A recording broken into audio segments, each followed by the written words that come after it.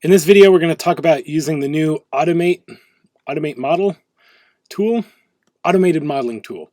It's a new tool within the Fusion toolbox, I guess you could call it.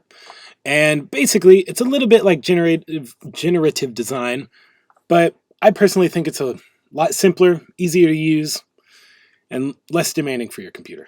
So, and for example, we've got this drone.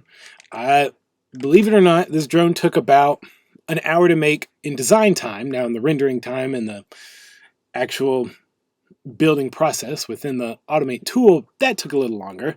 But aside from that, setting up the parts from this to connect to didn't take much time at all. And this is a 99% automated drone design.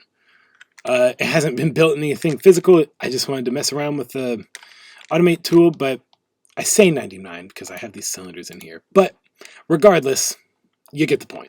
It's been automated. It's got motor holders. It's got feet. It's got what was supposed to be a little suspension bracket and things like that. So a little off topic, but we're going to go ahead and try to create a leg of some sort, doesn't matter what for, to create this. So what we're going to do is we're going to create a new design. We're going to go to the sketch, create a new sketch. We're going to keep it real simple. Just going to go circle here, keep it an inch, finish sketch. I'll extrude it. It doesn't really matter. 0.1, that's fine with me. And then I'm going to make another construct offset plane. I'm going to lift it up. Let's say I want to raise it by 3 inches. Enter. So now we're going to create a sketch again on this plane. So whatever we build this on, no matter how far away from it, let's say we want all the way over here, you'll get 3 inches of lift. So let's say I want my drone or whatever, my stool, my chair, my table, to stand 3 inches tall. I would raise that plane 3 inches and put this wherever I want. So let's say we did want to make a table. It's a little wonky table. A 1 inch by 2 inch table, 2.3 inch table. Do the same thing, we'll extrude. I'll keep it at 0.10 still, 0.1 still. And so we've got two bodies. You can see in our pipeline browser, 1, 2. And we're going to keep it that way. And now what we can do is we can get to the fun part, the automated modeling part. So we'll click this, the little icon, and our faces to connect. So like this has 3 faces, got one on top, one on bottom, one on the side. This has more, it's got 1, 2, 3, 4, 5, 6 faces. And we want to connect this part with the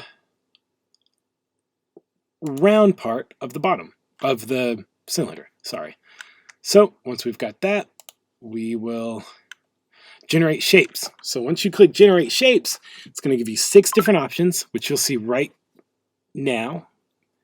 And with these, all these alternative designs are ways the computer is trying to connect point A to point B and only point A to point B. So it's not trying to connect the entire thing.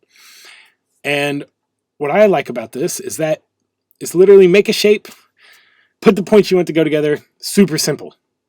And you can connect like 20 different points together. It's up to you what you want to do. I'm just going to go over the very basics of using this and having this knowledge in your tool belt.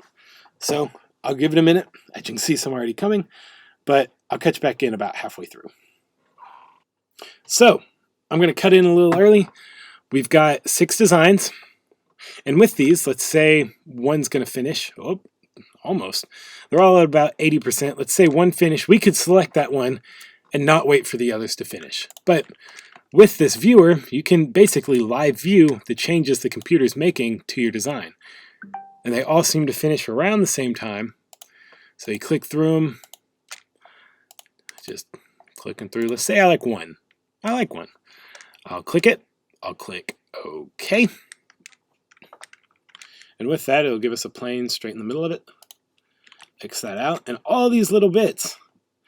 I mean, I didn't do this. The computer within the model modeled this out. You've got all these different faces within this piece. Sometimes it can be a nightmare to deal with. Like with this drone design, like right here, we've got like 20 in one in like an inch, which it's not a problem with me because I'm not piecing it together. Printer will do that. But yeah, so you've got this. just keep that in mind when you're designing. Sometimes they can be very strenuous to your computer. And yeah, so I mean, it's really that simple to get these organic shapes.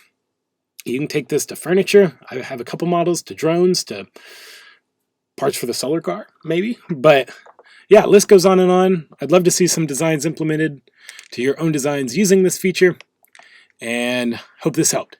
Let me know if you got any questions.